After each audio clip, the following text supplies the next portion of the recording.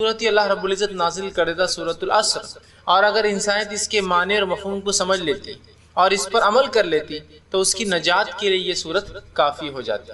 مطلب اس صورت کے اندر چند وہ بنیادی باتیں بتائی گئی ہیں جن بنیادی باتوں کو اگر انسان سمجھ لے، جو اس میں میسج، جو اس کا پیغام ہے صورت کا، اور اگر ان بنیادی باتوں کو سمجھنے کے بعد اپنی زندگی میں ان باتوں کو لا لے، اس کے مطابق عمل کر لے، تو انشاءاللہ العزیز یہ ایک صورت بھی انسانیت کی ہدایت کے لیے کافی ہو سکتی۔ تو گویا صورت جملوں کے اعتبار سے، الفاظ کے اعتبار سے، آیتوں کے اعتبار سے تو بہت ہی مختصر ہے۔ تین کسے کہیں گے؟ تین آیتیں، اور چونکہ یہ تین آیتوں پر مشتمل تین صورتیں ہیں اور سب سے چھوٹی صورتیں ہیں، اسی سے فقہا لکھتے ہیں کہ نماز میں کم از کم 3 آیتیں پڑھی جانی چاہیے، کیونکہ سب سے چھوٹی صورت 3 آیتوں پر مشتمل ہے۔ بہرحال تو ہم دیکھ رہے 3 آیتیں ہیں، لیکن اس کے تعلق سے تفسیر اور اس کے اتنے اقوال بھرے پڑے ہیں جو مفسرین لکھتے ہیں صورت کی اہمیت کے تعلق سے اسی کو انتہا نہیں۔ اب آئیے، جس صورت کو اللہ رب العزت نے، اور یاد رکھیے مکی صورت، اور مکی صورتوں کی خصوصیت ہوتی ہے کہ یہ بہت جامع ہوتی ہے، بہت مطلب مختصر ہوتی ہے، چھوٹی ہوتی ہے، لیکن چھوٹی ہونے کے باوجود ایک ایسا میسج لیے ہوئے ہوتی ہے، اتنا اہم پیغام لیے ہوئے ہوتی ہے کہ جسی کو انتہا نہیں۔ اور مکی صورتوں کی خصوصیت یہ ہے کہ چند نیکیوں کے تعلق سے تذکرہ کرتی ہے اور ان کے ثواب بتاتی ہے، فائدے بتاتی ہے، چند گناہوں کا تذکرہ کرتی ہے، ان کی قباحت اور ان کی برائی اور ان کا آخرت کے اعتبار سے انجام بتاتی ہے، اور بہت ساری باتیں جو یہ آخری صورتوں میں اللہ رب العزت نے بالخصوص 30واں پارہ جسے ہم کہتے ہیں بیان کی ہے۔ ان اگر صورتوں کو ہم سمجھے، جو کہ خاص طور سے دعوت اسلام کی آئے صورتیں ہیں، یہ پوری اللہ کے رسول پر یہ مکی دور میں اتری، مطلب جو آپ دعوت اسلام دے رہے تھے کافر جو مشرکین مکہ کو، جو کہ سب سے سخت قسم کے لوگ تھے دنیا میں، جب ان کو آپ دعوت دے رہے تھے، ان کے دلوں کو ان صورتوں سے نرم کر رہے تھے۔ گویا یہ صورتیں بہت ہی امپورٹنٹ میسج، بہت اہم پیغام لیے ہوئے ہیں کہ اللہ رب العزت نے اپنے نبی کی دعوت کے لیے مشرکین مکہ کو انہی صورتوں کا انتخاب کر کے پہلے پہنچایا۔ تو میں سمجھتا ہوں اس سے اس کی اہمیت اور اس کے تعلق سے ہم جو ہے سمجھ سکتے ہیں۔ آئیے اس صورت کا ترجمہ رکھتا ہوں، پھر ہم کچھ مختصر سی تفسیر دیکھتے ہیں۔ اللہ رب العزت اس صورت میں فرماتا ہے، بسم اللہ الرحمن الرحیم، والعصر، قسم ہے زمانے کی، قسم ہے وقت، قسم ہے عصر کے وقت، قسم ہے گزرتے ہوئے وقت، ان الانسان لفی خسر، تمام کی تمام انسانیت گھاٹے میں ہے، خسارے میں ہے، نقصان میں ہے، آخرت کے اعتبار سے جہنم میں جانے والی ہے۔ الا الذین آمنوا، اب اس جہنم کی آنکھ سے صرف وہ لوگ بچ سکتے ہیں جو سب سے پہلے ایمان لائے، وعملوا الصالحات، پھر نیک کام کرے، وتواصوا بالحق، حق کی تلقین نصیحت اور وصیت کرے، وتواصوا بالصبر، اور صبر کی تلقین نصیحت اور وصیت کرے۔ یہ تھا اس کا ترجمہ۔ آئیے کچھ باتیں اس کی تفسیر کے تعلق سے دیکھتے ہیں، کیا میسج، کیا پیغام یہ صورت ہمیں دینا چاہتی ہے، اور کیا وہ باتیں ہیں جن کو ہم، یہ صورت تو پیغام دیتی ہے لیکن میں اور آپ افسوس کی بات ہے یہ امت مسلمہ بھول چکی ہے اس پیغام کو۔ پہلی آیت، والعصر، قسم ہے زمانے کی۔ اللہ رب العزت اپنی کتاب میں مختلف قسمیں کھاتا ہے، مختلف قسمیں، جیسے یہاں کا والعصر قسم زمانے کی، کہیں جگہ کا والشمس قسم سورج کی، والتین والزیتون قسم انجیر کی اور زیتونی کی، وطور سینین اور سینا پہاڑ کی، وہذا البلد الامین، اور اس امن والے مکہ شہر کی، ہے نا۔ تو ایک ہی صورت کی ابتدا میں 4 قسمیں، کہیں کہتا ہے والقمر، اور قسم ہے چاند کی، والنجوم، اور قسم ہے ان ستاروں کی، ٹھیک۔ تو اللہ رب العزت جو ہے مختلف قسمیں جو ہے قرآن میں کھاتا ہے۔ جب اللہ کسی چیز کی قسم کھاتا ہے اپنی کتاب میں تو اس کا معنی یہ ہوتا ہے کہ اللہ رب العزت اس چیز کو گواہ بنا دیتا ہے بعد والی چیز پر۔ یہ بات میں اس لیے کہہ رہا ہوں کہ بہت سارے لوگ اللہ جب قسمیں کھاتا ہے، جن چیزوں کی قسمیں کھاتا ہے، ان کو افسوس کی بات ہے مقدس سمجھنے لگ جاتے ہیں۔ والتین والزیتون کی قسم انجیر و زیتون کی، تو انجیر کو مقدس سمجھا جا رہا ہے، سورۃ فاتحہ ہو رہی ہے، زیتون کو مقدس سمجھا جا رہا ہے۔ گواہ ہے انجیر اور زیتون، اور سینا پہاڑ اور مکہ شہر، تو یہ گواہی ہوتی۔ تو جب اللہ کسی چیز کی قسم کھاتا ہے اپنی کتاب میں، گویا اس چیز کو وہ گواہ بنا دیتا ہے اس کے بعد کی آنے والی بات پر یا مسئلے پر یا آیت کے اوپر۔ تو یہاں اللہ نے زمانے کی قسم کھائی ہے نا۔ اور ایک بات وضاحت کر دوں، چونکہ بات قسموں کی چل رہی ہے، کہ اللہ جو ہے اپنی مخلوق میں سے کسی کی بھی قسم کھاتا ہے اپنی کتاب میں، اور وہ کھا سکتا ہے، اس کے لائق اور زیبا ہے، اس لیے کہ وہ کسی کو بھی گواہ بنا سکتا ہے، کھڑا کر سکتا ہے، زمانے کو، زمین کو، آسمان کو، وقت کو، پہاڑ کو، جھاڑ کو، مکہ کو، مدینہ کو، کس کو بھی کھڑا کر سکتا ہے۔ لیکن انسان، میں اور آپ، صرف اللہ کی قسم کھاتے ہیں، کھا سکتے ہیں، اس لیے کہ نبی اکرم صلی اللہ علیہ وسلم فرماتے ہیں، جو کہ مسند احمد کی روایت ہے، آپ نے فرمایا اور کہا کہ جس نے اللہ کے علاوہ کسی کی قسم کھائی، من حلف بغیر اللہ فقد اشرک، اس نے شرک کیا۔ تو اللہ کے علاوہ قسم کھانا شرک ہے، چاہے ماں ہو، باپ ہو، قرآن ہو، نبی ہو، مکہ ہو، مدینہ ہو، کسی کی بھی قسم نہیں کھا سکتے ہم لوگ سوائے اللہ کے اسماء اور صفات کی، نام اور صفتوں کی۔ لیکن اللہ کسی کی بھی قسم کھاتا ہے اپنی کتاب میں، کیونکہ وہ قادر ہے، قدرت رکھتا ہے اس چیز کو گواہ بنانے کے لیے، چاہے انجیر ہو، زیتون ہو، وقت ہو، زمین ہو، زمانہ ہو، کچھ بھی ہو، اللہ کسی کو بھی گواہ بنا سکتا ہے، کسی کے بھی خلاف یا کسی کے بھی حق میں۔ سمجھ رہے ہیں بات؟ تو یہاں کا والعصر قسم ہے زمانے کی۔ اب زمانے کی اللہ قسم کھا رہا ہے، بات کی آیت پہ ذرا غور کیجئے، ان الانسان لفی خسر، تمام کی تمام انسانیت گھاٹے میں ہے، خسارے میں ہے۔ اور جو ہے خسارہ، جو لفظ عربی کا ہے، اس کا معنی ہوتا ہے الٹیمیٹ لاس، آخرت کے اعتبار اس کا معنی ہوتا ہے تمام کی تمام انسانیت جہنم میں جانے والی ہے۔ تو گویا جب ساری انسانیت کے خلاف کسی گواہ کو کھڑا کیا کہ تمام انسان اپنے اعمال کے اعتبار سے جہنم میں جانے والے ہیں، تو گواہ اللہ رب العزت نے اتنا زبردست لایا، وقت کو اللہ نے گواہ بنایا۔ میری اور آپ کی گھڑیاں رک سکتی ہیں، زمانہ اور وقت رک سکتا ہے؟ کیا ایسا کوئی علاقہ ہے جہاں آپ داخل ہو 9 بجے داخل ہوئے، باہر نکلے تو پھر 9 بج رہے تھے؟ یا کوئی ایسا علاقہ ہے جہاں آپ داخل ہو 10:30 بجے بھائی چلیے اور واپس 10:30 بجے نکلے تاکہ وقت بھی برباد نہ ہو اور یہ ہو جائے؟ ہو سکتا ہے ایسا؟ ہاں، یہ ہو سکتا ہے کہ میری آپ کی گھڑیاں بند ہو سکتی 10:30 پر، 9 پر اور 12 پر، لیکن زمانہ اور وقت کسی کے لیے رکتا ہے؟ نہیں رکتا ہے، یاد رکھیے۔ تو اللہ رب العزت نے جب انسانیت کے خسارے کی اور گھاٹے کی بات کی تو دیکھیے کتنا مضبوط اور کیسا زبردست گواہ لے کے آیا وقت اس چیز پر گواہ تھا کہ جب اللہ رب العزت نے جو ہے آدم علیہ السلام کو دنیا میں بھیجا، وقت اس چیز پر گواہ ہے کہ جب اللہ رب العزت نے آدم علیہ السلام کو دنیا میں بھیجا تو کس طرح سے آدم کے ایک بیٹے قابل نے حابیل کا قتل کیا۔ وقت اس چیز پر بھی گواہ ہے کہ کس طرح سے نوح علیہ السلام نے 950 سالوں تک اپنی قوم کو دعوت دی اور اس کے بعد بھی لوگ ایمان نہ لائے۔ وقت گواہ ہے ایمان لانے والوں پر، وقت گواہ ہے کفر کرنے والوں پر۔ وقت گواہ تھا جب اللہ رب العزت نے اپنے نبی خلیل کو ابراہیم کو جو ہے عراق کی سرزمین پر بھیجا۔ وقت گواہ تھا جب ابراہیم علیہ السلام نے اپنے والد کو دعوت دی۔ وقت گواہ ہے جب ابراہیم علیہ السلام نے اپنی قوم کو دعوت دی۔ وقت گواہ ہے جب ابراہیم علیہ السلام نے اپنے وقت کے بادشاہ کو دعوت دی۔ وقت گواہ ہے ایمان لانے والوں پر، وقت گواہ ہے کفر کرنے والوں۔ وقت گواہ ہے کہ موسیٰ علیہ السلام نے کس طرح سے قبطی قوم اور ان کے اس وقت کے بادشاہ فرعون کو دعوت دی لیکن اس نے انکار کیا۔ وقت فرعونیوں پر بھی گواہ ہے اور وقت بنی اسرائیل پر بھی گواہ ہے۔ اسی طرح وقت گواہ تھا جب عیسیٰ علیہ السلام دنیا میں آئے اور آپ نے لوگوں کو کتاب و سنت کی طرف آنے کی دعوت دی۔ اس زمانے کے مسلمان جو یہود تھے ان کو شریعت کی طرف آنے کی دعوت دی، کس طرح سے انہوں نے سازش کی، آپ کو قتل کرنے کا ارادہ کیا۔ وقت گواہ ہے ان یہودیوں پر بھی، وقت گواہ ہے ان حوارین پر بھی جو آپ پر جو ہے ایمان لائے۔ وقت گواہ ہے کہ کس طرح سے محمد صلی اللہ علیہ وسلم مکہ میں آئے، آپ نے مشرکین کو دعوت دی، کس طرح سے آپ کو مدینہ جانا پڑا، کیا کچھ تکلیفیں آپ نے اور آپ کے صحابہ نے نہ اٹھائی۔ وقت گواہ ہے ایمان لانے والوں پر، وقت گواہ ہے جنہوں نے کفر کیا۔ وقت گواہ ہے اس زمانے سے لے کر نبی اکرم صلی اللہ علیہ وسلم سے لے کر آج تک ہم تمام پر، اور وقت گواہی دے گا ہم سے لے کر قیامت تک ہر فرد کے اوپر۔ تو وقت یہ ایک ایسا مضبوط گواہ ہے کہ گھڑیاں رک سکتی ہے، یہ وقت رک نہیں سکتا ہے۔ یہ وقت گواہی دینے والا ہے کہ کس گھڑی انسان نے کیا کام کیا۔ لیکن افسوس کی بات ہے جس دین اور جس شریعت میں وقت کی اتنی اہمیت ہے کہ ان کا رب اپنی کتاب میں وقت کی قسم کھاتا ہے۔ دعوت اسلام کے لیے جن صورتوں کا اللہ رب العزت نے انتخاب کیا، ان میں اس صورت کو بھی انتخاب کیا جو کہ مکی دور کی ابتدائی صورت ہے۔ کہ والعصر، مشرکین مکہ کو آپ بتا دیجئے قسم ہے زمانے کی، قسم ہے گزرتے ہوئے وقت کی، یہ لوگ سمجھ جائے۔ بہرحال ابھی مشرکین کو تو ہم دعوت نہیں دے رہے ہیں، لیکن یہ قسم، یہ گواہی وقت ہم پر بھی اتنی ہی مضبوط ہے۔ والعصر کہ زمانہ مجھ پر بھی اور آپ پر بھی اتنا ہی مضبوط گواہ ہے جتنا مضبوط تمام اقوام پر اور آنے والے لوگوں پر وہ ہونے والا ہے نا۔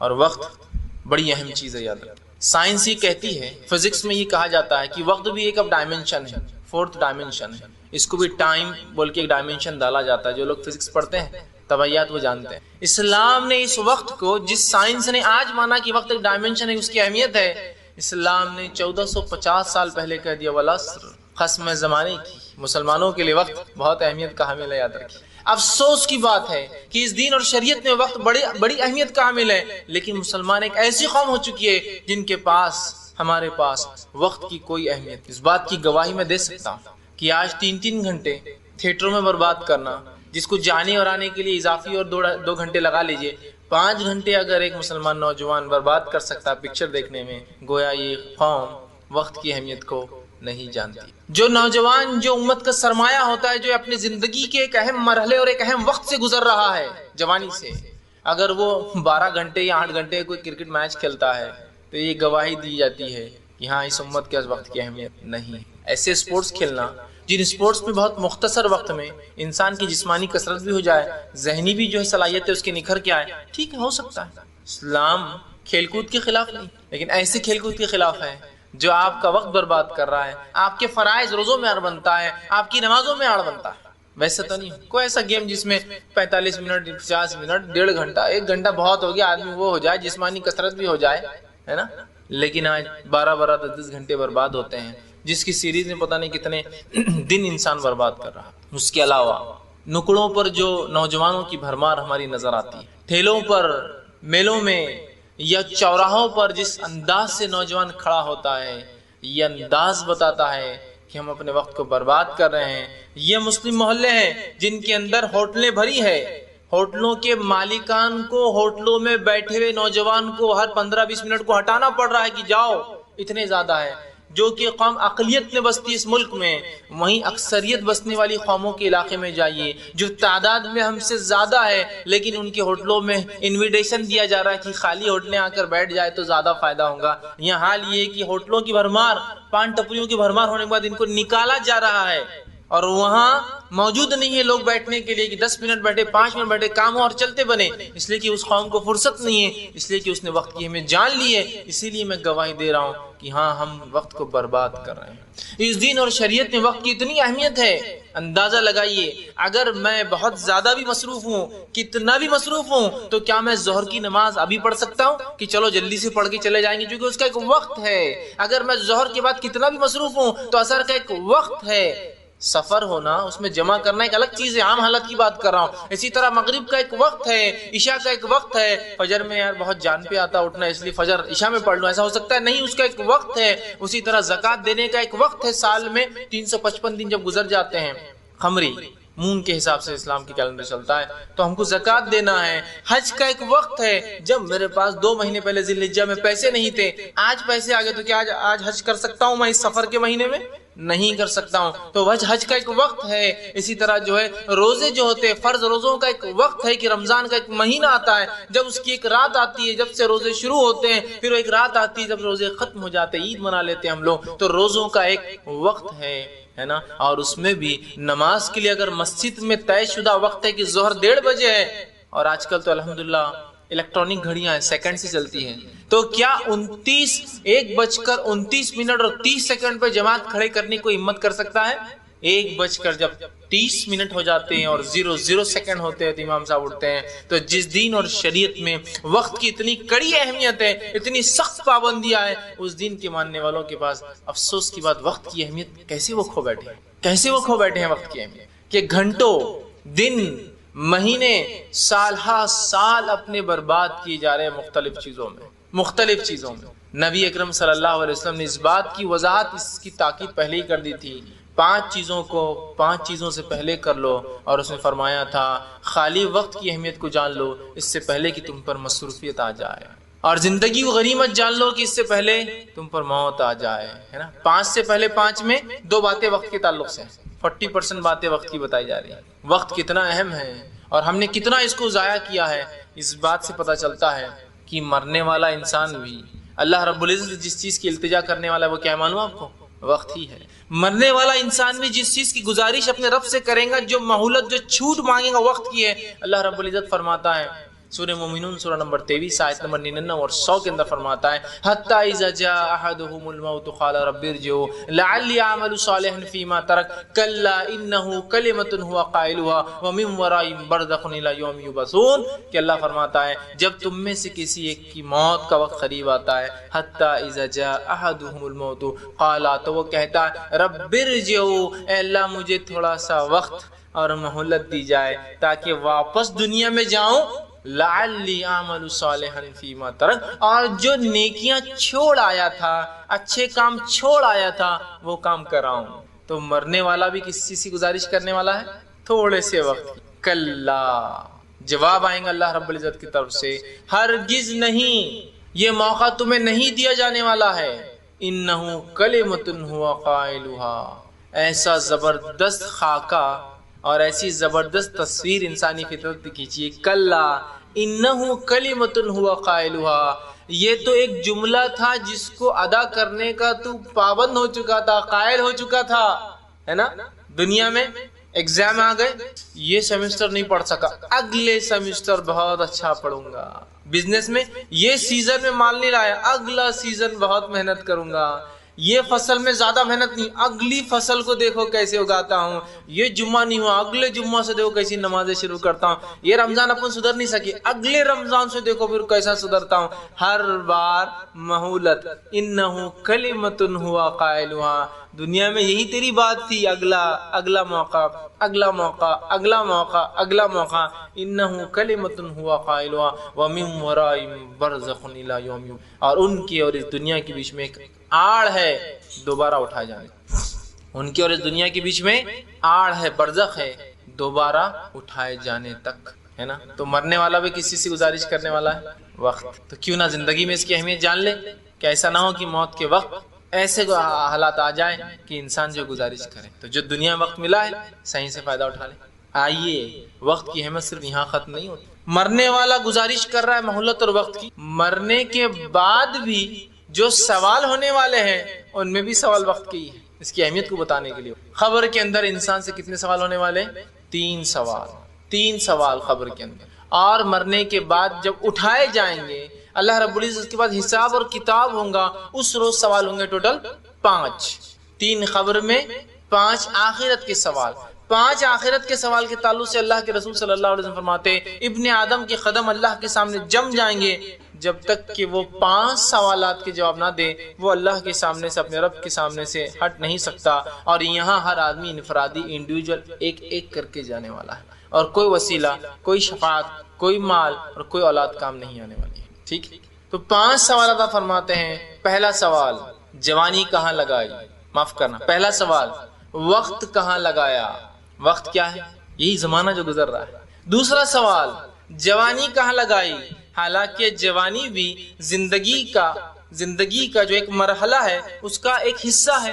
زندگی کہاں لگائی مطلب وقت کہاں لگایا. دوسرا سوال، جوانی کہاں لگائی مطلب پرائم ٹائم کہاں لگایا اپنے وقت کا، جو زندگی میں چھوٹ اور مہلت ملی تھی اس کا ایک فیز تھا جس کو جوانی کہتے تھے، اس کو کہاں لگایا. 2 سوال وقت کے. تیسرا سوال، علم کتنا حاصل کیا، کتنا عمل کیا. چوتھا سوال، مال کہاں سے کمایا. اور 5واں سوال، کہاں خرچ کیا. 5 سوالات آخرت کے. اگر اس پرچے کو 100% مانا جائے تو 40% کوشچنز پھر ہونے والے ہیں وقت پر. پہلا سوال وقت، دوسرا سوال وقت، 40% ہوگا نا، 40% پرچہ تو وقت پر ہے. اور خبر کے 3 سوال، آخرت کے 5 سوال، ٹوٹل 8 سوال. 8 سوال کے 8 سوال پورے لیک، پرچہ پورا لیک. رب کون ہے، نبی کون ہے، دین کیا تھا، لیک سب بتائیں. 5 سوال بالکل بتا دیے گئے ہیں نا، چھپے ہوئے نہیں. جو پرچہ مکمل لیک ہو اس کے بعد بھی کوئی کینڈیڈیٹ فیل ہو جائے تو اس سے بدتر کوئی شخص نہیں ہو سکتا. اسی لیے آخرت کے امتحان میں ری ایگزامینیشن نہیں ہے، کیونکہ پیپر بھی بتا دیا گیا، سوال بھی بتا دیے گئے، جواب بھی بتا دیے گئے، اس کے بعد ناکامی کا سوال ہی نہیں اٹھتا ہے، فیلئر کا کوئی سوال ہی نہیں اٹھتا، ایٹی کوئی سوال ہی نہیں ہے، چانس کا کوئی سوال ہی نہیں. تو کتنا بد نصیب ہے وہ نوجوان، وہ شخص جس کو امتحان کا پورا پرچہ بتایا جائے، اس کے بعد بھی سوال اور جواب دیے جائے، اس کے بعد بھی فیل ہو جائے. اور سوال و جواب وہی بتائے جو پرچہ سیٹ کرنے والا ہو، اور اس کے بعد بھی فیل ہو تو اس کو چانس دینا صحیح بات ہے، نہیں دینا چاہیے ایسے انسان کو چانس. تو آخرت میں بھی 5 میں سے 2 سوال کس چیز کے ہیں؟ وقت. یہی تو بتایا جا رہا وقت کی اہمیت. اس کے بعد وقت کی اہمیت کے مراحل ابھی ختم نہیں ہوئے. جہنمی تو پچھتائیں گے وقت کو غلط جگہ لگانے کے اوپر. لیکن آپ کو پتا ہے حدیث میں آتا ہے جنت میں بھی جنتی کو ایک پچھتاوا ہونے والا ہے. پھر سے سنیے، حدیث میں آتا ہے جنتی کو بھی جنت میں ایک چیز کا پچھتاوا ہونے والا ہے. جنت میں اگر کسی چیز کا پچھتاوا ہے تو وہ چیز کتنی اہم ہو سکتی ہے اندازہ لگایا جا سکتا ہے. جنت الٹیمیٹ گول ہے کہ مومن کا وہاں جانا چاہتا ہے، چاہے جس بھی درجے کی مل جائے، ہے نا، چاہے وہ دروازے کی بازو والا ہی سب سے چھوٹا حصہ بھی مل جائے، ہے نا. جیسا کہ الفاظ آتے ہیں صحیح مسلم کی روایت میں کہ آخر شخص جو جنت میں جائیں گا وہ دروازے پہ آنے کی مانگ کریں گا اور کہیں گے اللہ بس وہ دروازے کے بازو تھوڑی سی جگہ دے دو گھر میں، وہ بھی چل جائیں گا، ہے نا. تو وہ بھی الٹیمیٹ سکسیس، کامیابی ہوں گی. وہ شخص جو جنت کے دروازے کے بازو کی بات کر رہا ہے کہ وہ بھی مل جائے تو اس کے لیے وہ کامیابی ہو جائیں گے اس وقت. تو آپ دیکھیے، اندازہ لگائیے، اس جنت میں جانے کے بعد بھی ایک چیز کا پچھتاوا. وہ کیا پچھتاوا؟ حدیث میں الفاظ ہیں جب جنتی جنت میں داخل ہوں گے اور جب جنت میں داخل ہونے والے لوگ جنتیوں کے مقامات دیکھیں گے، درجات، جنتیوں کے مقامات سمجھتے ہیں آپ؟ درجات، اور جنت کے درجے اونچے اور جہنم کے درجے نچلے ہیں۔ تو جب جنت کے اونچے درجات کو دیکھیں گے جنتی لوگ، تو جنت میں جانے والا شخص کہیں گا ہائے افسوس۔ جو درجات ہوں گے نا، اور ایک درجے سے دوسرا درجہ، ایک طبقے جنتی کو دوسرا طبقہ، زمین و آسمان کے بیچ کا فاصلہ ہوگا۔ دنیا میں بھی ہم ایسے بولتے ہیں نا، اور کیا بلڈنگ کھڑے کر دی انہوں نے اونچی۔ تو اونچائی سے انسان کی عظمت، اہمیت، اثر، رسوخ، مال و دولت کیا سمجھ میں آتا ہے نا انسان کو، کیا بلڈنگ بنا دی، 4 مالے کی، 10 مالے کی، 50 مالے کی بلڈنگ ہے نا۔ اور جہاں بھی آپ دوسرے ملک جاتے ہو، وہ کیا ملک ہے، اس میں تو 100 مالے کی بلڈنگ ہے۔ تو کہا اونچائی اچھا ہے نا، اور جتنا اونچا رہے ہے نا اتنا اہم مانا جاتا ہے۔ یہ بات ہے، یہ الگ بات ہے کہ ہمارے علاقوں میں لفٹ نہیں بلکہ اوپر ہم نہیں رہتے ہیں، لیکن جو لوگ شہروں میں رہتے ہیں انہیں پتا ہے جتنا اونچا اتنے مہنگے فلیٹس ہوتے ہیں اور اتنی سہولتیں وہاں تک پہنچائی جاتی ہیں۔ ٹاپ فلیٹ سب سے کاسٹلی ہوتا ہے جو چھت پر ہوتا ہے۔ تو اونچائی کو ہم سمجھتے ہیں نا، تو ہاں یہ انسانی فطرت ہے، جنت بھی اونچی۔ تو ایک طبقے سے، ایک فلیٹ سے دوسرا فلیٹ سمجھ لیجیے، مثال طور پر ایک فلور سے دوسرا فلور، آسمان اور زمین کے بیچ کا فاصلہ ہے۔ صرف شہداء کے بارے میں حدیث میں آتا ہے کہ شہداء کے 100 درجے، 100 درجے، اور ہر درجہ ایک سے لے کر دوسرا زمین اور آسمان کے بیچ کا فاصلہ ہے۔ سمجھ رہے ہیں کتنی اہم بات بتائی جا رہی ہے۔ تو جب درجات کو دیکھیں گے تو کہیں گے ہائے افسوس، دنیا میں وہ وقت جو میں نے فلاں کام میں برباد کیا تھا، اگر صحیح جگہ لگاتا، اللہ کے ذکر میں لگاتا، تو شاید میرا ایک درجہ بلند ہو جاتا، شاید ایک درجہ بلند مطلب زمین و آسمان کے برابر میں اونچا ہو جاتا ایک اس میں۔ تو جنتی بھی جس ایک چیز کا پچھتاوا کرنے والے، وہ کیا معلوم؟ وقت کتنی اہم چیز ہے نا وقت۔ لیکن افسوس کی بات ہے، ہمارے لیے تو سب سے آسان چیز ہے گنوانے کے لیے وقت۔ بہت سے لوگ تو ایسے ہمارے معاشرے میں کہ ٹائم پاس چاہیے ان کو، مطلب ٹائم پاس نہیں ہو رہا ہے، گزر نہیں رہا ہے ان سے، بیچاروں سے اللہ رحم کرے۔ تو کچھ لوگ سونے میں ٹائم پاس کرتے ہیں، سونے میں، اور زیادہ سونے والوں کو تو میں بار بار کہتا ہوں ان کا تو بڑا عجیب معاملہ ہے۔ دنیا کی زندگی جو ملی ہے اس میں سے ویسے بھی 8 گھنٹے، 6 سے 8 گھنٹے انسان سونے میں لگاتا ہے، جو کہ 24 گھنٹے کے اعتبار سے 8 گھنٹے اگر انسان سوتا ہے، اور اگر 60 سال جیتا ہے تو 20 سال سونے میں لگاتا ہے، بچتے ہیں 40 سال سے۔ اور اگر کوئی انسان اس میں بھی ایکسس چلے جائے ہے نا، رات میں 9 بجے سو رہے اور صبح 9 بجے اٹھ رہے، تو گویا آدھی زندگی یہ سونے میں ڈالتا ہے۔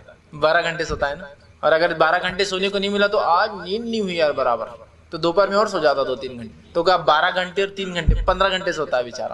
اب اس کے پاس کیا بچتا ہے پھر زندگی جینے کے لیے؟ کیوں دنیا میں آیا ہو؟ حالانکہ اگر دنیا کی حقیقت ہم جان لیں تو مرنے کے بعد خبر میں کیا ہے معلوم آپ کو؟ سونا ہی سونا ہے، الٹیمیٹ سونا، آخرت تک سونا۔ نیکوکار ہوں گے تو اطمینان سے سو رہے ہیں، جو کہ ایسی عیش اور عشرت میں جو 7 اسٹار، 17 اسٹار اور 107 اسٹار اور 1007 اسٹار ہوٹل بھی نہیں دے سکتی آپ کو، اتنے آرام سے سو رہے ہیں۔ لیکن اگر تکلیف ہے تو پھر تو بہت مشکل ہو گئی۔ 60 سال کی زندگی نے اثر ڈال دیا غلط، تو پھر تو بہت مشکل ہے، قیامت تک رونا اور رونے کی تکلیف میں جو 3rd ڈگری اور 38 ڈگری پنشمنٹ اور 303 ڈگری اور 3003 ڈگری سے بھی زیادہ ہو جائیں گا، بہت خطرناک۔ سونا ہی تو سونا تو ہے ہی نا، مطلب مسئلہ سونے میں کہاں نہیں ہے، جنت میں جا کے بھی آرام ہی کرنا ہے، کچھ بھی کام نہیں ہے نا۔ تو پھر تھوڑی سی زندگی کو ہم سمجھ کیوں نہیں پا رہے، اس وقت کی اہمیت کیوں نہیں سمجھ پا رہے؟ اور ایک بات یاد رکھیں، جس قوم نے وقت کی اہمیت جانی، جس سماج نے وقت کی اہمیت جانی، جن لوگوں نے وقت کی اہمیت جانی، وہ دنیا میں بھی سرخرو ہوئے، ایمانی کیفیت چھوڑ دیجیے، میں ابھی ایمان کی بات نہیں کر رہا ہوں، جو لوگ وقت کی اہمیت جان کر ایمان لائے، نہیں، جس بھی قوم نے وقت کی اہمیت جانی، چاہے مسلمان ہو غیر مسلم ہو، وہ دنیا میں سرخرو ہوئی، دنیا میں کامیاب کہلائی۔ اور جن قوموں نے دنیا میں وقت کی اہمیت نہیں جانی، وہ دنیا میں تو بدحال ہوئی۔ آخرت کا ایک الگ مسئلہ ہے، وہ ہم ڈسکس نہیں کر رہے، ایمانی کیفیت کی بات نہیں ہو رہی ہے، دنیا کے حالات۔ جس قوم نے وقت کی اہمیت جانی ہے نہیں، یورپ اور امریکہ کیا ملک تھے، یہ خانہ بدوش لوگوں کے علاقے تھے۔ آج بھی یورپ اور امریکہ انسانی رہائش کے علاقے نہیں ہیں، وہاں آبادیاں بڑھ نہیں سکتی انسانی، جس طرح سے ہندوستان اور چائنا کا حال ہے۔ یہاں آبادی کو نیچرل گروتھ کو فل چانسز ہے، موسم اس طرح سے بنا ہوا ہے، 3 موسم فرسٹ کلاس، بارش ہوتی ہے 4 مہینے، سردی ہوتی ہے 4 مہینے، گرمی ہوتی ہے 4 مہینے، انسانی نسلیں بڑھتی ہیں یہاں۔ وہ تو علاقے بھی نہیں انسانی نسلوں کے بڑھنے والے، برف گرتی تو 8-8 مہینے برف گر رہی ہے، صرف انسانی نسلیں نہیں بڑھ سکتی ایسے علاقوں۔ اس کے باوجود بھی جب اپنے وقت کی اہمیت جانی، سائنس اور ٹیکنالوجی میں دنیا کی اہمیت جانی، اس کا مطلب وقت کی اہمیت جانی، آگے نکل گئے، دنیا جا کر ان سے سیکھ کر آ رہی ہے ٹائم مینجمنٹ کیسا ہونا چاہیے، وقت کا صحیح استعمال، کم وقت میں زیادہ کام کیسے کوئی قوم کر پاتی ہے نا۔ دیکھیے آپ ان کی مثال، وقت کی اہمیت جان لی انہوں نے، چاہے کسی بھی فیلڈ میں ہو. آج اگر آپ کو انڈیا میں تجارت کرنا ہے تو شاپ ایکٹ لائسنس بنانے کو آپ کو 15 دن لگتے ہیں. نہ اس قوم نے وقت کی اہمیت جانی, نہ سماج سمجھتا ہے, چاہے مسلمان ہو غیر مسلم ہو, وقت کی اہمیت نہیں جانی. شاپ ایکٹ بنانے 15 دن, اکاؤنٹ کھولنے 10 دن, ویریفیکیشن کو 5 دن, اس میں بھی یہ ہو رہا ہے وہ ہو رہا ہے. آپ کو پتا ہے یورپ اور امریکہ میں اگر آپ کسی بزنس کو چالو کرنا چاہتے ہیں, ایک صاحب مجھے بتانے لگے کہ میرا ایک بزنس جو ہے, میری نوکری چھوٹ گئی جاب, جس دن میری جاب چھوٹی تو میں نے اسی دن اپنا بزنس چالو کیا. میں نے کہا بڑی تعجب کی بات ہے, آپ نے جس دن نوکری چھوڑی اسی دن جاب آپ کا بزنس چالو. کہاں؟ جب مجھے نوکری سے نکالا گیا, وہاں سے نکلا اور ودن 4 hours my business was on line. میں 4 گھنٹے میں آن لائن تھا. میرا کریڈٹ کارڈ ریڈی تھا, میرا ڈیبٹ کارڈ ریڈی تھا, میری چیک بک میرے پاس تھی, میرے پاس ایک ویلڈ لائسنس تھا بزنس کرنے کا. 4 گھنٹے میں صرف انہوں نے اپلائی کیا آن لائن, اور 4 hour کے اندر بینک سے ان کو passbook, cheque, credit card, debit card آ چکا تھا. اور ودن 4 hours جس دن میری جاب چھوٹی اسی دن دوپہر تک میں بزنس میں آن لائن تھا. وقت کی اہمیت جان لی اس قوم نے کہ اسے پتا ہے کہ ایک آدمی جب جاب چلی جاتی ہے ایسے ملک میں جہاں ہر روز گزارے کے لیے کم از کم اس کو 50 پاؤنڈ کی ضرورت ہے, کمانا بڑا اہم ہوتا ہے, تو ظاہر سی بات ہے بزنسز بھی اتنے فاسٹ ہے کہ آپ کو 4 گھنٹے میں آن لائن لا کر آپ کا بزنس کھڑے کر دیں. سمجھ رہے بات؟ قوموں نے وقت کی اہمیت جان لی. افسوس کی بات ہے مسلمان وقت کی اہمیت نہیں سمجھ رہا ہے. ہم وہی پتہ نہیں کس زمانے میں گزر رہے ہیں. میں بابا آدم کا زمانہ بھی نہیں کہہ سکتا, اس لیے کہ آدم علیہ السلام بھی وقت کی اہمیت جانتے تھے, تو ان کی ایگزامپل میں نہیں دے سکتا ہوں. لیکن ایک مثال جو دی جاتی ہے, مطلب ایک ایسے زمانے میں جا رہے جہالت کے, جس جہالت میں ہم نے ایک بڑی اہم چیز, ایک بڑے اہم مرحلے کو بھول گئے, وہ ہے وقت. تو اللہ رب العزت جو ہے اس آیت میں قسم کھاتا ہے, والعصر, قسم ہے زمانے کی, کہ مسلمانوں اس وقت کی اہمیت کو سمجھو. اے قوموں, اے انسانوں, اس وقت کی اہمیت کو, جو بہت قلیل وقت, اتنا کم وقت تمہیں 60-70 سال ملا ہے, اس کی اہمیت کو سمجھو. اور جب گزر جاتا ہے اس کی خصوصیت ہے لوٹ کر واپس نہیں آتا. اسی لیے تو اسے عصر کہا جاتا ہے. عربی زبان میں عصر کا معنی ہوتا ہے نکل جانا اور دوبارہ واپس نہ جا پانا. جس طرح سے نیمبو کو نچوڑ دیا جاتا ہے تو رس نکلنے کے بعد کیا رس واپس ڈال سکتے ہیں؟ نہیں, اسی کو کہتے ہیں عصر, واپس نہیں جا سکتا. دودھ, تھن سے دودھ نکال دیا گیا جانور کے, کیا آپ واپس ڈال سکتے تھن میں دودھ؟ نہیں, وہ نکل گیا, واپس نہیں جا سکتا. اسی طرح وقت چونکہ ہاتھ میں رکتا نہیں, نکل جاتا ہے, گزر جاتا ہے, اسے بھی عصر کہا جاتا ہے, گزر جاتا ہے. چاہے کتنا ہی افسوس کر لوں کہ میں نے اپنی جوانی کہاں لگائی, واپس لا سکتا ہوں؟ کتنا ہی افسوس کر لوں کہ میری کالج اور اسکول کی لائف میں نے خراب کی, واپس لا سکتا ہوں؟ نہیں, گزر جاتا ہے تو آتا نہیں ہے, اس کی خصوصیت ہے. اس لیے جب ملتا ہے تو صحیح فائدہ اٹھا لینا چاہیے. تو جن قوموں نے وقت کا صحیح فائدہ اٹھایا ایمان کے ساتھ, وہ دنیا میں بھی کامیاب ہوئی اور آخرت میں کامیاب ہوئی. اور جن قوموں نے وقت کا صحیح فائدہ اٹھایا ایمان کے بغیر, دنیا میں کامیاب ہوئی, آخرت میں ناکام رہی. تو گویا وقت کا فائدہ اٹھانے والا کچھ نہ کچھ فائدہ ہی پا رہا ہے. جو قوموں نے ایمان نہ لائے لیکن وقت کو سمجھا, دنیا میں تو سرخرو ہو رہی ہے آج. اور جس نے ایمان کے ساتھ وقت کی اہمیت جانی, وہ تو دونوں جگہ کامیاب. صحابہ اس کی جیتی جاگتی مثال, اور سلف صالحین اس کے بعد کے اسلاف کا ایک 4 صدیوں کی جو مثال میں دے سکتا ہوں کہ 4th century اللہ کے رسول کے بعد 4تھی صدی مطلب 12ویں صدی تک مسلمانوں نے کیا کچھ دنیا میں کارنامے انجام نہیں دیے. ایسے ایسے کارنامے چونکہ انہوں نے ان کے رب کے طرف سے دیے گئے جو اپوائنٹڈ ایک اجل, ایک وقت, ایک گھڑی, ایک مہلت, ایک پیریڈ تھا, اس اجل, اس گھڑی کا صحیح فائدہ اٹھا لیا تھا کہ دنیا میں بھی سرخرو ہوئے, آخرت میں بھی انشاءاللہ العزیز وہ کامیاب نسل ہے.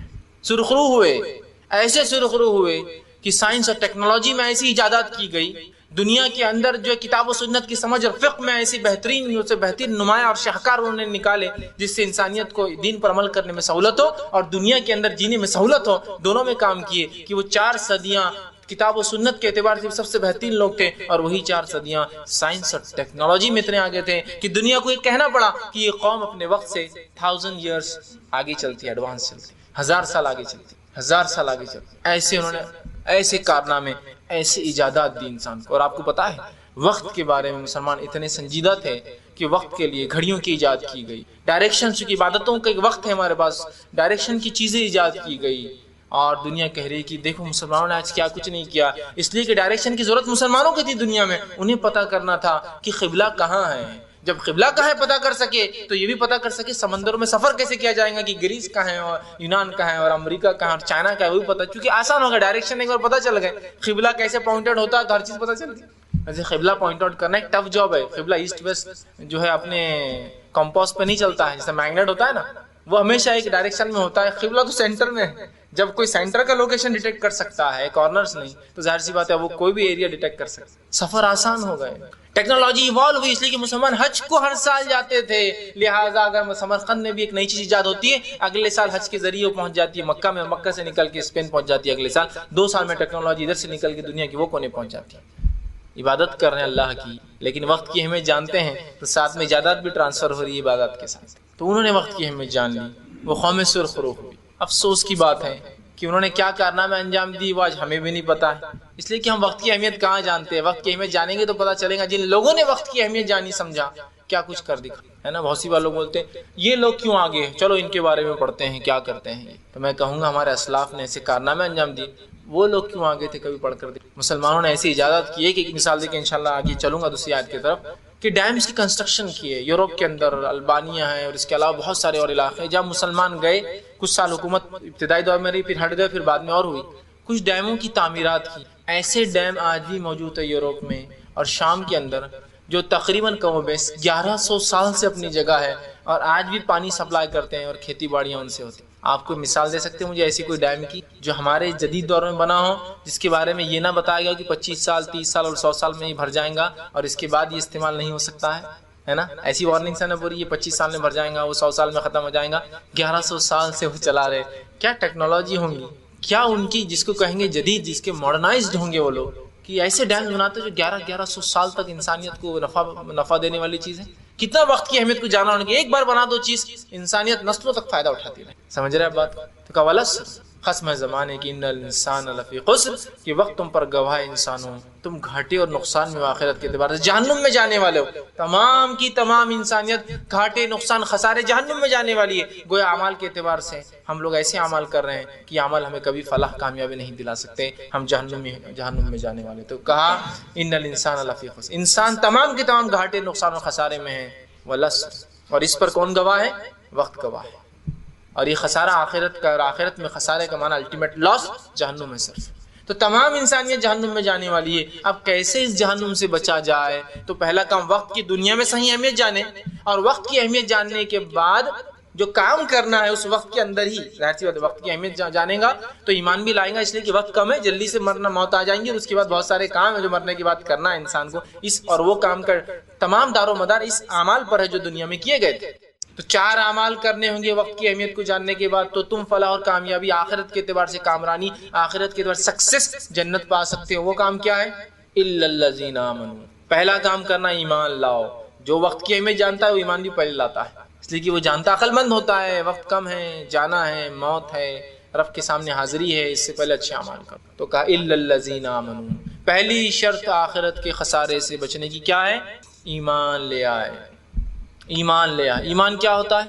ایمان کا معنی ہوتا ہے بلیف، یقین، اور یہ شک کا الٹ ہوتا ہے، یہ اس کا الٹ شک ہوتا ہے۔ یقین کر لے کہ کوئی بنانے والا ہے، اور ایمان بالخصوص اگر ہم کہیں تو وہ یہ ہوں گا جو اللہ کے رسول صلی اللہ علیہ وسلم سے صحیح مسلم اور صحیح بخاری کی روایت ہے۔ آپ سے سوال ہوتا ہے ایمان کیا ہے، جو کہ جبرائیل علیہ السلام نے کیا تھا، حدیث جبرائیل کہلاتی ہے حدیث، عمر ابن خطاب رضی اللہ عنہ اس کے راوی ہے، اس میں بہت سے سوال آتے ہیں، اس میں ایک سوال تھا ایمان کیا ہے؟ آپ نے فرمایا آمنت باللہ، ایمان پوچھتے ہو تو سنو، ایمان وہ ہے کہ اللہ پر ایمان لاؤ، وہ ملائکتی، اس کے فرشتوں پر ایمان، وہ کتبی، اس کی کتابوں پر ایمان، وہ رسولی، اس کے رسولوں پر ایمان، والیوم الآخر، اور آخرت دن پر ایمان، والقدر خیری و شری، اور تقدیر پر کہ اس کا اچھا ہے برا ہونا اللہ کی طرف سے۔ کتنی باتیں بتائی گئی ایمان میں خاص؟ 6 باتیں، اس پر ایمان لانا۔ الا الذین آمنوا، سوائے ان لوگوں کے جو ایمان لائے، ان پر ایمان لانا ہے مجھے اور آپ کو، اور اسی ایمان کی دعوت دینا ہے۔ بہت سارے لوگ ایمان کی بات کرتے ہیں، دعوت کی بات کرتے ہیں ایمان کی، کبھی پوچھ لیا جائے ایمان کیا ہے تو 5 10 6 7 8 12 15 کچھ بھی چلتا ہے ان کا۔ بات ایمان کی ہوتی ہے لیکن ایمان کیا ہے وہ پتہ نہیں ہوتا بیچاروں کو آخر تک، اللہ رحم کرے، جہالت کا یہ حال ہے۔ بات ایمان کی، ایمان کیا ہے نہیں بتا سکیں ان کو۔ تو پہلی شرط ایمان لائے 6 چیزوں، جیسے کہ ایمان لانے کا حق ہے، اتنی تفصیلات کا موقع نہیں ہے پاس۔ اللہ پر ایمان مطلب یہ کہ اس کی توحید کو قبول کیا جائے، اس کے ساتھ شرک نہ کیا جائے۔ فرشتوں پر ایمان یہ کہ اللہ نے ایک ایسی مخلوق بنائی جس مخلوق کو مختلف کام اللہ نے دے رکھے ہیں، وہ مخلوق وہ کام کرتی ہے اور کبھی اللہ کی معصیت یا گناہ یا ناراضگی اللہ کو نہیں لاتی، یا اللہ کو کی جو ہے نافرمانی کبھی نہیں کرتی۔ یہ بات اس لیے کہہ رہا ہوں کہ بہت سے لوگ کہتے ہیں کہ ابلیس جو شیطان جو ہے وہ فرشتہ تھا، اس کے نافرمانی کیا، اس لیے وضاحت کر رہا ہوں، وہ نافرمانی نہیں کرتے، وَيَفْعَلُونَ مَا يُؤْمَرُونَ، جو اللہ حکم دیتا ہے وہ کر گزرتے ہیں، فرشتے نافرمانی نہیں کرتے۔ شیطان جو تھا، ابلیس جس کا نام ہے، وہ پہلا جن تھا، اس تعلق سے وضاحت اللہ رب العزت نے سورہ کہف سورہ نمبر 18 میں 50 میں دی، وَإِذْ قُلْنَا لِلْمَلَائِكَةِ اسْجُدُوا لِآدَمَ فَسَجَدُوا إِلَّا إِبْلِيسَ وَكَانَ مِنَ الْجِنِّ فَفَسَقَ عَنْ أَمْرِ رَبِّهِ، اور جب تیرے رب نے حکم دیا کہ فرشتوں کو جھک جاؤ آدم کے سامنے، تمام کے تمام جھک گئے، إِلَّا إِبْلِيسَ سوائے ابلیس کے، وَكَانَ مِنَ الْجِنِّ وہ جنوں میں سے تھا، فَفَسَقَ عَنْ أَمْرِ رَبِّهِ اس نے اللہ کے رب کو یا اپنے رب کے حکم کو ٹال دیا۔ تیسرا، کتابوں پر ایمان۔ کتابوں پر ایمان یہ کہ اللہ رب العزت نے انسانیت کی ہدایت کے لیے کتابوں کا نزول کیا، چومنے، چاٹنے، قسمیں کھانے، دفنانے، گاڑنے، لکھ کے لگانے کے لیے نہیں، اللہ نے ہدایت کے لیے اس سے ہدایت حاصل، رہنمائی اور نور ہوتی ہے وہ کتابیں، یہ ایمان ہے، یاد رکھیے۔ اور جو حکم دیتی ہے اس پہ عمل کرنا، اسے روکتی ہے اسے رکنا ہے۔ اور اس کے بعد نبیوں پر ایمان کہ اللہ نے نبی بھیجے کہ اس کتاب پر کیسے عمل کیا جائے، وہ نبی کی زندگی اس کی تفسیر ہوتی ہے اس کتاب کی۔ نبی صرف اس لیے نہیں ہوتا کہ نام نہاد ہم محمد رسول اللہ صرف کلمہ پڑھے، یا مختلف دور میں لوگوں نے جو کلمات پڑھے اپنے انبیاءوں کے، صرف اس لیے نہیں ہے کہ کلمے پڑھے جائے، اس لیے کہ اس کی زندگی کو اپنے لیے نمونہ بنایا جائے۔ ہم نے نبی اکرم صلی اللہ علیہ وسلم کلمہ تو پڑھا لیکن آپ کی زندگی کو نمونہ نہیں بنایا، آپ کی زندگی کو بس وہ ایسا چوم کر رکھ دینے والا معاملہ بنا دیا، عملاً تو کسی اور کے طریقے پہ ہم چل رہے ہیں۔ پانچ چیز آخرت پر ایمان کہ ہم مردہ تھے، اللہ نے ایک زندگی دی، پھر ایک موت ہے اور پھر ایک زندگی، تو ایک زندگی ہے، حساب و کتاب ہے ہر انسان کو کہ ایک کا بدلہ دیا جانے والا۔ اور چھٹا چیز تقدیر پر ایمان کہ اس کا اچھا یا برا ہونا اللہ کی طرف سے، اچھا کیا تو اللہ نے، برا کیا تو یہ صاحب نے، اچھا کیا تو اللہ نے، برا کیا تو شیطان نے، نہیں، اچھا یا برا ہونا اللہ کی طرف سے، یہ ہے تقدیر پر ایمان۔ تو پہلی شرط ایمان لائے، وَعَمِلُوا الصَّالِحَاتِ، دوسری شرط نجات پانے کی، کامیابی حاصل کرنے کی، نیک اعمال۔ اب تھوڑا غور سے لوگ سن لے، جو لوگ اس چیز میں، اس عقیدے میں مطمئن ہیں، شرابور اپنے آپ کو بالکل فل فلیش سمجھ رہے کہ بس سکسیس تو مل گئی، میرا عقیدہ درست ہو گیا، میں شرک نہیں کرتا ہوں، میں بدعت نہیں کرتا ہوں، اور میں کوئی عمل بھی نہیں کرتا ہوں اس کے ساتھ، لیکن میرا عقیدہ درست ہے نا، تو میرے عقیدے کی درستگی کی بنیاد پہ انشاءاللہ میں سکسیسفل ہو جاؤں گا۔ عقیدے کی درستگی کی بنیاد پر ہم اور آپ جب سکسیسفل ہو سکتے، جب اعمال کرنے کی اجازت نہ دی جائے، جیسے صحابہ کو مکے میں نہیں دی جا رہی تھی، تب تو ہو سکتا ہے، لیکن سب کچھ ہونے کے بعد کوئی کہے صرف میرا اچھا عقیدہ مجھے کامیاب کرے گا، تو پھر اللہ کو بولنے کی کیا ضرورت ہے؟ وَعَمِلُوا الصَّالِحَاتِ، خالی بولنا اِلَّا الَّذِينَ آمَنُوا اِلَّا الَّذِينَ آمَنُوا اِلَّا الَّذِينَ آمَنُوا اِلَّا الَّذِينَ آمَنُوا، ایمان لا لو، ایمان لا لو، ایمان لے لو، جبکہ عمل ایمان کا حصہ ہے۔ یہ ان لوگوں کی غلط فہمی دور کر رہا ہوں جو خالی ایمان کو کافی سمجھ کے عمل سے زندگی خالی، ارے نماز نہیں پڑھو تم، اپنا عقیدہ بہت درست ہے، نماز کی کیا ضرورت؟ ارے تم نے یہ عمل اب تک نہیں کیا، تم اچھائی کا حکم نہیں دیتے ہو، اپنا عقیدہ بہت ایک دم کلین ہے اپنا عقیدہ، اس وجہ سے اپن جو ہے ضرورت نہیں اپنے کو، انشاءاللہ یہ سب چیزیں اللہ اپنی معاف کر دیں گے، نہیں، اس لیے کہ اللہ نے کیوں کہا وَعَمِلُوا الصَّالِحَاتِ۔ اور یاد رکھیے سلف کا، اہل سنت والجماعت، صحابہ کی جماعت کا عقیدہ، العمل من الایمان، عمل ایمان میں ہے، جو عمل کو ایمان سے الگ کرتا ہے وہ اس کا عقیدہ اور ایمان بھی درست نہیں ہے، چونکہ اللہ کے رسول صلی اللہ علیہ وسلم کی حدیث خود اس کی دلیل ہے۔ آپ نے فرمایا ایمان کی 70 سے زیادہ 77 تک شاخیں ہیں، اول شاخ لا الہ الا اللہ، یہ کہنا نہیں کوئی معبود سوائے اللہ کے برحق، یہ کہنا، اور آخری شاخ ہے راستے سے تکلیف دہ چیز کو ہٹانا، تو العمل من الایمان، عمل تو ایمان کا حصہ ہوا نہیں ہوا، آخری شاخ کیا؟ راستے سے تکلیف دہ چیز کو ہٹانا، تو ہٹانا عمل آیا نا اس کے اندر، تو خود حدیث بتا رہی ہے کہ عمل تو ایمان کا پارٹ ہے، جز ہے، اس کے بغیر ایمان بھی مکمل نہیں ہو سکتا، لیکن چونکہ امپورٹنٹ پارٹ ہے اس لیے الگ سے بولا جا رہا ہے۔ تو کوئی کہے میں توحید پڑھتا ہوں لیکن میری نمازیں نہیں ہوتی، تو پھر اس کی توحید مکمل نہیں ہے۔ ہاں میں توحید پر ہوں لیکن میری حکومت نماز کی اجازت نہیں دیتی، مسجدوں کو ڈھا دیتی ہے، ہم چپ کر پڑھتے ہیں جس وجہ سے کچھ نمازیں چھوٹ جاتی ہیں، انشاءاللہ اس کے لیے ایمان کافی ہے، وہ مجبور ہے۔ یہاں حالت تو یہ ہے کہ آپ کو نمازوں کے لیے راستہ بند کرنے کی اجازت ہے۔ دنیا میں کہتا ہوں ایسے بہت کم ملک ہیں جن ملکوں میں آج بھی یہ اجازت ہے ہم کو کہ دھڑلے سے ہم اپنی عبادتوں کے لیے شہرائے، چوراہے چھوڑی شہرائے، بڑے بڑے راستوں کو بند کر دیتے ہیں، ہے نا؟ کرتے نہیں کرتے ہیں، یہ اتنی آزادی ہے نہیں ہے، جمعہ کی نماز ہے راستہ بند، رمضان شروع ہو گیا بہت جوش میں آیا تھا نا مسلمان، پورے راستے بند، مسجد کی اطراف چاروں راستے بند ہو جاتے، تھوڑے برداشت کر دی قومیں، حکومت بھی نہیں یار عبادت کر رہے ہیں، ہے نا؟ کہاں ملیں گی آپ کو اتنے امن و امان والا ملک، کہاں ملیں گا آپ کو، ہے نا؟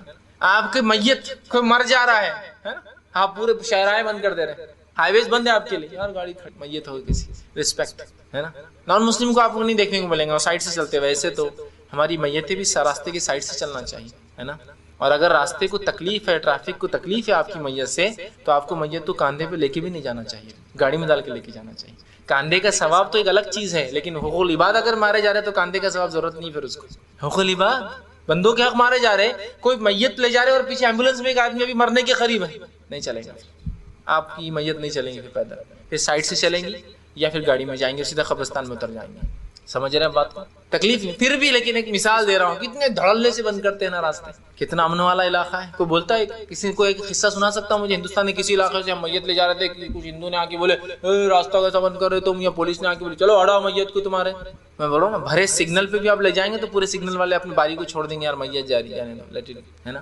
کیسے امن و امان والے علاقے اللہ نے دے. تو اب یہاں نہیں بول سکتے ہم کہ وہ یہ موقع نہیں تھا، وہ نہیں تھا، یہ نہیں تھا، یہ بہانے ہوں گے. الا الذین پہلی شرط وعملوا الصالحات، نیک کام کریں. اب نیکی کیا ہے یہ بھی جان لیں. اگر سوال ہو نیکی کیا ہے تو لوگوں کے پاس ایک ہی جواب آتا ہے، نماز. نیکی کیا ہے؟ نماز. نیکی کیا؟ نماز بھی نیکیوں میں سے ایک نیکی ہے. کیا صرف نماز ہی ایک نیکی ہے؟ نیکی کیا ہے معلوم آپ کو؟ نیکی کا ڈیفینیشن بڑا وسیع، بہت اس کے اندر وسعت ہے، بہت اس کے اندر ڈیفینیشن بہت بڑا ہے اس کا، اس میں کافی چیزیں آتی ہیں. ہر وہ کام جس کے کرنے کا حکم اللہ کی کتاب نے دیا، اور ہر وہ کام جس سے کرنے کا حکم اللہ کے رسول صلی اللہ علیہ وسلم نے دیا، مطلب شریعت نے دیا کرنے کا حکم، ان کاموں کو کرنا نیکی. اور ہر وہ کام جن سے بچنے کا حکم اللہ کتاب نے دیا، اور ہر وہ کام جس سے بچنے کا حکم اللہ کے رسول صلی اللہ علیہ وسلم دیا، ان سے بچنا بھی نیکی. تو نماز پڑھنا بھی نیکی، تو جوا نہیں کھیلنا بھی نیکی. حیا کے ساتھ رہنا، حیادار رہنا نیکی، تو زنا نہیں کرنا بھی نیکی. سچ بولنا نیکی، تو جھوٹ نہیں بولنا بھی نیکی. حلال کھانا نیکی، تو حرام سے بچنا بھی نیکی. تو میں نے جب تک حلال کمایا نیکی میں تھا، جب تک حرام نہیں کیا نیکی میں تھا. کتنا بڑا ڈیفینیشن ہے. لوگوں سے مسکرا کر بات کرنا، چونکہ اللہ کا صدقہ ہے، مطلب نیکی. لوگوں سے سخت منہ سے بات کرنا منع ہے، مطلب یہ گناہ ہے. اور اگر میں سخت بات نہیں کر کے نرم کرتا ہوں تو مطلب نیکی. تو کچھ کاموں کا کرنا نیکی ہے اور کچھ کاموں سے بچنا نیکی ہے. تو اگر ایک مومن اپنی زندگی کو اللہ کی کتاب اس کے رسول کے مطابق کر لے تو صبح سے شام تک نیکی ہے میرے بھائی. سونے کی 8 گھنٹے کا ثواب بھی آپ کو ملے گا، وہ بھی نیکی ہے آپ کا سونا. معلوم نبی اکرم صلی اللہ علیہ وسلم فرماتے ہیں، جو شخص عشاء پڑھ کر سوئے، اس نیت سے سوئے کہ فجر میں اٹھوں گا، اور فجر میں نہ اٹھ پائے تو آدھی رات عبادت کا ثواب، اور فجر میں اٹھ جائے تو پوری رات عبادت کا ثواب. سونا بھی نیکی. صحابہ کو اللہ کے رسول صلی اللہ علیہ وسلم فرماتے ہیں کہ جب تم اپنے بیوی سے ہم بستری کرتے ہو تو کہا یہ بھی نیکی ہے. تو کہا اس میں تو ہمارا اپنا فائدہ، اس میں کیا نیکی؟ تو کہا اگر تم زنا کرتے تو سزا ہے اسلام میں. تو کہاں سزا ہے؟ تو کہا جب تم زنا نہیں کر کے حلال جگہ کام کرتے ہو تو اس کا بھی ثواب ملتا ہے. بیوی کے منہ میں لقمہ ڈالنا بھی نیکی، اس لیے کہ ایک انسان کے ساتھ آپ نیکی کا سلوک کریں.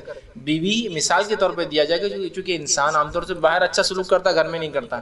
لیکن اس کا مطلب ہر شخص جس کو آپ کھلائیں گے اس کے نیکی ہے نا، نیکی. تو دیکھیے نا کیا کیا نیکی ہو سکتا ہے انسان کے لیے. ایک انسان اس نیت سے اولاد پیدا کرے کہ اللہ کا عبادت کریں گی، اولاد کا پیدا کرنا بھی نیکی ہے نہیں. صالح العثیمین رحمہ اللہ فرماتے تھے، کہا کرتے تھے کہ ہم اولاد اس لیے نہیں پیدا کرتے ہیں کہ یہ ہمیں کمائے کھلائے اور بڑھاپے کا سہارا بنے. ہم تو اولاد اس لیے پیدا کرتے ہیں کہ یہ اللہ کی عبادت کرے پیدا ہونے. یہ مقصد اس کی پیدائش. نیکی آپ نے کوئی گاڑی خریدی کہ اللہ اس سے میرے حلال روزی میں اضافہ ہو سکتا ہے، حلال گاڑی خریدنا نیکی. اب اس لیے خریدے کہ اسے تھیٹر جائیں گے، یہاں جا سکتے، یہ کریں گے، باقی سب چیزیں ہو سکتی ہے، صحیح اور غلط الگ بات ہے، لیکن اگر نیت درست ہو تو نیکی. آپ دیکھ رہے ہیں تو ہر کام جو کتاب و سنت نے کہا روکا وہ نیکی ہے. اور نیکیاں دل سے ایجاد نہیں کی جاتی، جس طرح بہت سے لوگوں نے نیکیوں کو دل سے ایجاد کر دیا اس بار یہ کہہ کر کہ اللہ کے رسول اور صحابہ تو بہت نیکیوں میں آگے تھے، لہٰذا چھوٹے موٹے کام نہیں کرتے تھے، تو ہم نے چھوٹی موٹی نیکیاں ایجاد کر دی. 4 بار خل پڑھ لیے تو یہ، 11 بار خل پڑھ لیے تو ایسا، یہ ایک ٹانگ پہ کھڑ رہے کہ سورہ یاسین پڑھے تو یہ، خبر کی ادھر پڑھ لی تو وہ، فلاں کر لی تو یہ، مر گیا تو یہ پڑھ لی تو فلاں. نہیں چلے. نیکی بتا دی گئی ہے، نیکی ایجاد نہیں کرنا ہے. کیوں تو یہ ایک عقیدہ عجیب بن گیا ہے کہ صحابہ وہ تو بہت نیکیوں میں آگے تھے، لہٰذا ہم کو نیکی کرنے کچھ تو نیا کام کرنا پڑے گا. لہٰذا نیکی کے نام پر بدعتیں ایجاد کی جا رہی ہیں. نیکی کے نام پر بدعت ایجاد کی. آئیے صحابہ اور اللہ کے رسول کوئی نیکی کو نہیں چھوڑا آپ نے.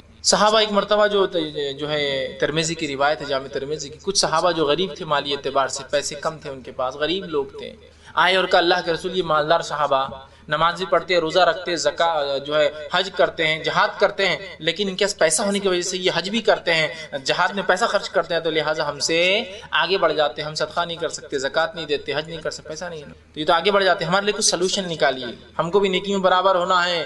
وہ صحابہ یہ نہیں سوچتے تھے ان کی تو تقدیر ہے وہ تو آگے بڑھ جائے، چلو نہیں، ان کو بھی برابر جانا تھا نیکی میں. وہ لالچی تھے نیکی کے معاملے میں.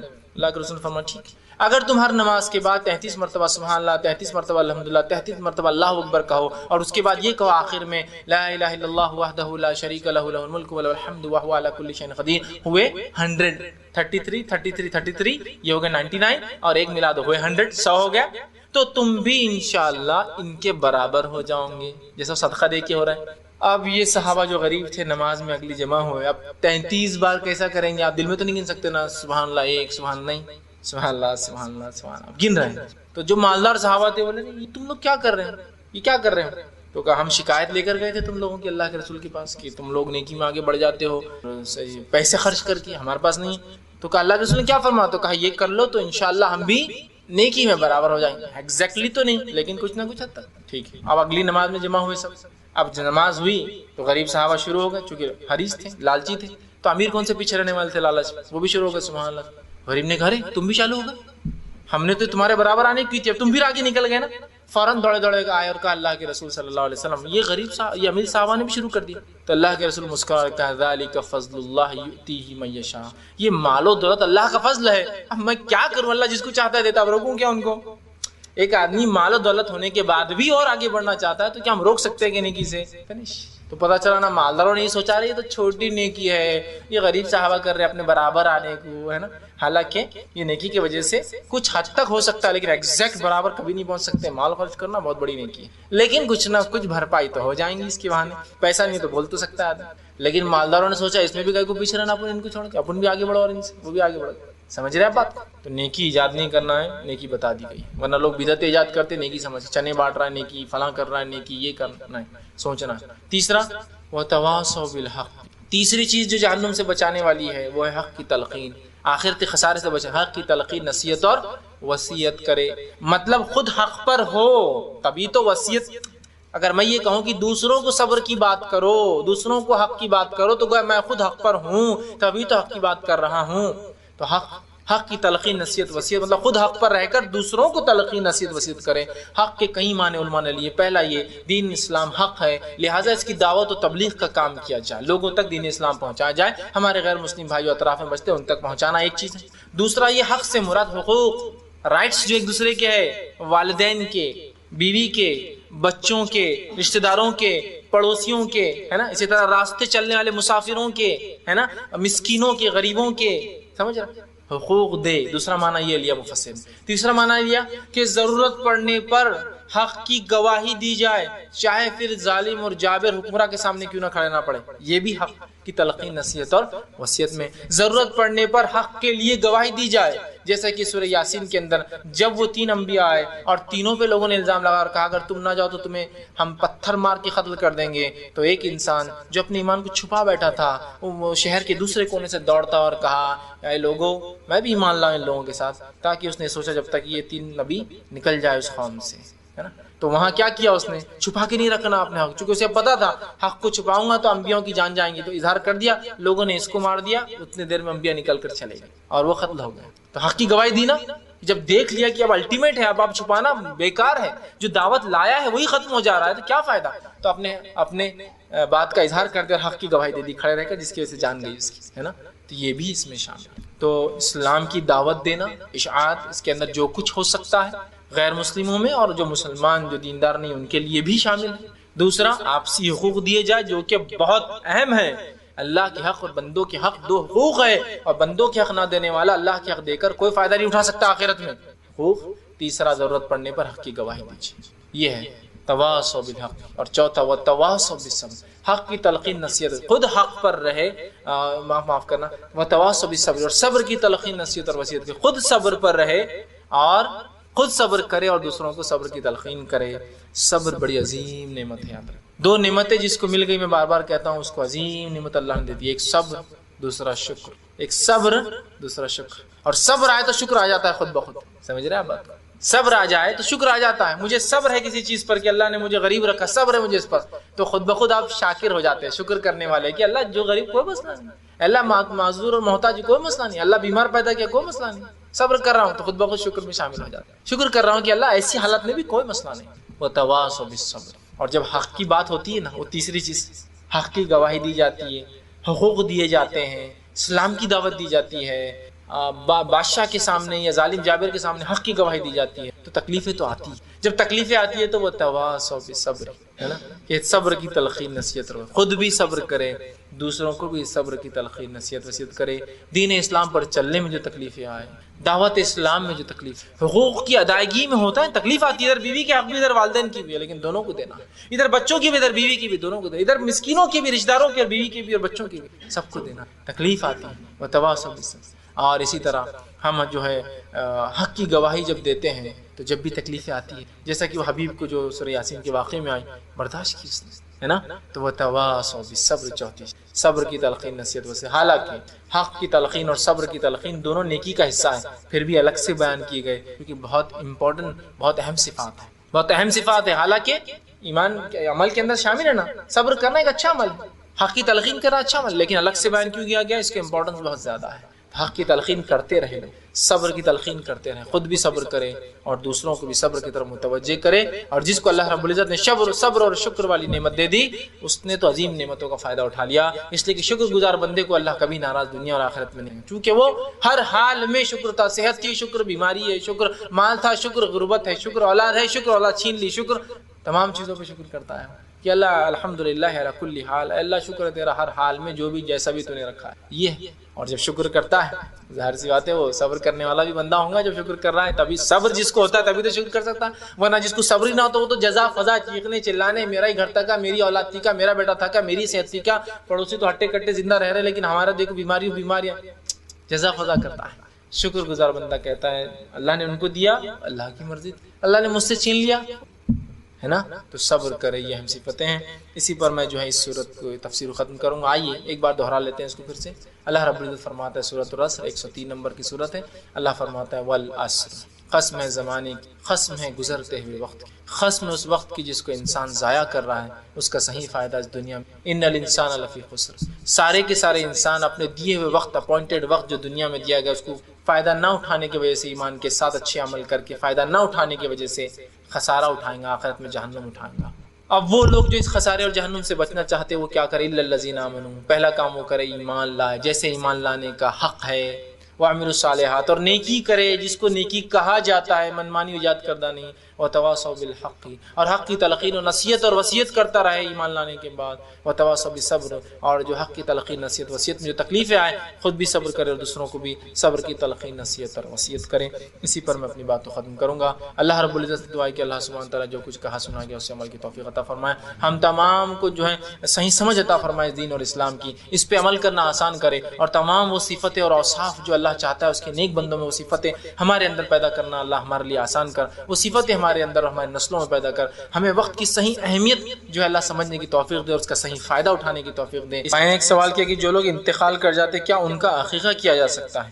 تو اس معاملے میں یاد رکھیے علماء کی ایک رائے اور کچھ فتاوی یہ ہے کہ اگر کوئی انسان زندگی میں سمجھ لیجیے بچہ ہو، چاہے وہ بہت بڑا ہو یا چھوٹا ہو، فار ایگزامپل مثال کے طور پہ اولاد ہو کسی کی جس کا 7ویں دن عقیقہ نہ کیا گیا ہو، اس کے بعد والد نے سوچا اب 7-8 سال میں ایک ساتھ 2-4 بچے ہو جائیں گے تو ہم کریں گے، اور بعد میں اس کا بچہ انتقال کر گیا ہو جبکہ اس کے حالات تھے لیکن اس نے اپنے آپ کو خامخواہ روک رکھا تھا کہ بعد میں کریں گے، یا ایک جانور بڑا تیار کر لیں گے ایک ساتھ، 1 لڑکا 2 لڑکے 3 لڑکیاں ہو جاتے ساتھ، اس طرح سے پلاننگ لوگ کرتے ہیں جبکہ 7ویں دن کرنا چاہیے.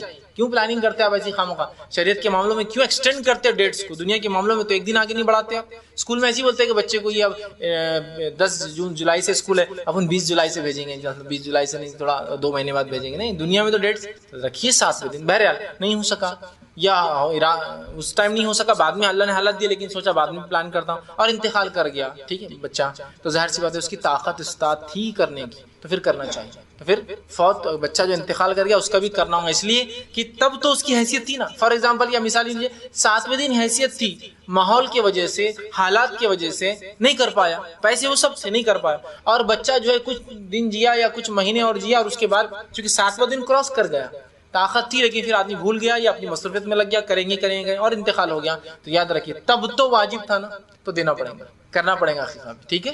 تو بہرحال اگر کوئی ایک ایسا انسان جس کی کرنے کی طاقت ہو اور اسی 7ویں دن اور وہ نہیں کر پائے اور اس کے بعد کچھ زمانہ گزر جائے کہ طاقت تھی لیکن بھول جائے کسی وجہ سے نہ ہو سکے، تو بہرحال کوشش کرے کہ وہ ویسے انسان کا بھی عقیقہ کر دے، اس لیے کہ تب تو اس پر جیسا اس کی مثال ہوں گی کہ مجھ پہ زکوٰۃ آج واجب ہو گئی، میں نے کسی وجہ سوچا ایک کام کرتا ہوں بعد میں زکوٰۃ دوں گا، وہ کام بھولتا گیا، پینڈنگ رہتا گیا، میرا انتقال ہو گیا تو میرے وارثین کو زکوٰۃ دینا پڑیں گی میری، چونکہ وہ مجھ پہ ہو چکی تھی جبھی واجب، ٹھیک ہے؟ تو لہٰذا اگر ایسا شخص ہے تو پھر آپ اس کا عقیقہ کر دیجیے جب آپ کی استطاعت حالات ہو، سب کچھ تھے۔ کسی نے سوال کیا مرحومین کے ایصال ثواب کے لیے کیا قرآن دینی مدارس یا مساجد میں دیا جا سکتا ہے؟ دیکھیے ایصال ثواب کے لیے قرآن دینا کوئی مسئلہ نہیں، اس میں ایصال کسی بھی چیز کا آپ کروا سکتے ہیں۔ تو اگر آپ یہ سوچتے ہیں کہ کسی کو قرآن دوں گا جس سے بچے قرآن سیکھیں گے، بچے قرآن پڑھیں گے، یا ان کے تعلیم تربیت میں اس کا ہوں گا، یا کوئی اس ترجمے کے قرآن کو پڑھ کر اپنی زندگی کو بدلے گا، یا ترجمے کے قرآن پڑھ کر لوگوں کو سیکھیں گا، سکھائیں گا، تو یہ تو ایک اچھا ذریعہ ہے۔ وہی جیسے کہ آپ پیسہ دیتے ہیں تو اس کار خیر میں یہ بھی کار خیر کے پارٹ ہوں گے۔ تو میں یہ کہوں گا کہ آپ سادہ قرآن دینے کے بدلے ترجمے والا قرآن دیں، تاکہ پتہ نہیں مسجد میں کوئی اٹھائیں گا، اس کو پڑھ لیں گا، اس کی زندگی، تو یہ اس معنی میں آئے گا کہ ایک نافع علم آپ نے لوگوں میں اس کے نام سے دیا جس سے لوگ فائدہ اٹھا رہے ہیں، جیسا کہ کسی نے کنواں کھود دیا، لوگ پانی پی رہے، ثواب میت کو ملیں گا، اسی طرح آپ نے علم کا ذریعہ قرآن کا ترجمہ رکھ دیا ہے جس کو لوگ سمجھ رہے ہیں، پڑھ رہے ہیں، تو انشاءاللہ اس کا ملیں گا۔ لیکن بہت سے لوگ وہ تو پیٹیاں لاتے ہیں، پیٹی پہ لکھا ہوتا ہے ان کے نام سے، پیٹی کبھی کھلتی نہیں مسجد میں، بند کر کے ایسی جگہ دیجیے جہاں پڑھا جائے، پھر جہاں لوگ ریڈ کرے۔ اس کے لیے یہ بھی ہو سکتا ہے کہ غیر مسلموں کو قرآن کا ترجمہ ایصال کے لیے دیا جائے، کیونکہ جب وہ پڑھ کے آپ نے قرآن دیا مطلب آپ نے پیسہ خرچ کیا میت کے نام سے، پیسہ خرچ کیا جو کہ ایک نافع علم میں خرچ کیا، نافع علم سے غیر مسلم اگر فائدہ اٹھاتا ہے یہ بھی ثواب جاری ہے، سمجھ؟ تو بہرحال اس کو چینلائز کیجیے صحیح ڈھنگ سے، ورنہ عربی قرآن تو ہر آدمی دے رہا ہے، ہر آدمی دے رہا ہے، اتنے جمع ہو جاتے ہیں کہ مسجد نکالتی ہے ہر رمضان کے بعد، وہ بولتی ہے اب نئے آ جائیں گے تو پرانے نکال دو، تو کوئی پڑھتا بھی نہیں۔ تو آڈینس ٹارگیٹ کیجیے، گاؤں ہیں، بستیاں ہیں جہاں لوگوں کو قرآن سمجھتا نہیں ہے، تو ہندی ترجموں کے ساتھ ایسے کیجیے، انشاءاللہ یہ بھی ثواب کا انشاءاللہ ذریعہ بن سکتا ہے۔ لیکن اس میں قرآن پڑھوانا، قرآن خوانی شامل نہیں، قرآن اس نیت سے دینا کہ لوگ انسانیت فائدہ اٹھائے، پڑھے اس کو، جس کی وجہ سے خرچ کرنے والے کو ثواب نیچرلی ملتا ہے، وہ سینس میں دینے میں انشاءاللہ عزیز کوئی حرج نہیں۔ کسی نے ایک اور سوال کیا تھا، اپنے مرحوم ماں باپ کے لیے 75,000 بار کلمہ طیبہ بچے پڑھیں تو کیسا ہے؟ دیکھیے مرحومین کے لیے، اور آگے انہوں نے کہا اور اگر یہ صحیح نہیں ہے تو ایصال ثواب کے لیے کیا کرنا چاہیے؟ تو دیکھیے 75,000 بار کلمہ طیبہ پڑھ کر ایصال کرنا قرآن اور حدیث سے، اقوال صحابہ سے اور سلف صالحین میں سے کسی سے بھی ثابت نہیں ہے۔ میں نے سن رکھا ہے 75,000، 1.25 لاکھ کا میں نے زیادہ سنا ہے، لوگ 1.25 لاکھ بار کلمہ طیبہ پڑھ کر رکھتے ہیں، سٹاک میں رکھتے ہیں اٹھا کر، پھر ضرورت پڑنے پر وہ سٹاک میں سے ایک ایصال بھی کر دیتے ہیں۔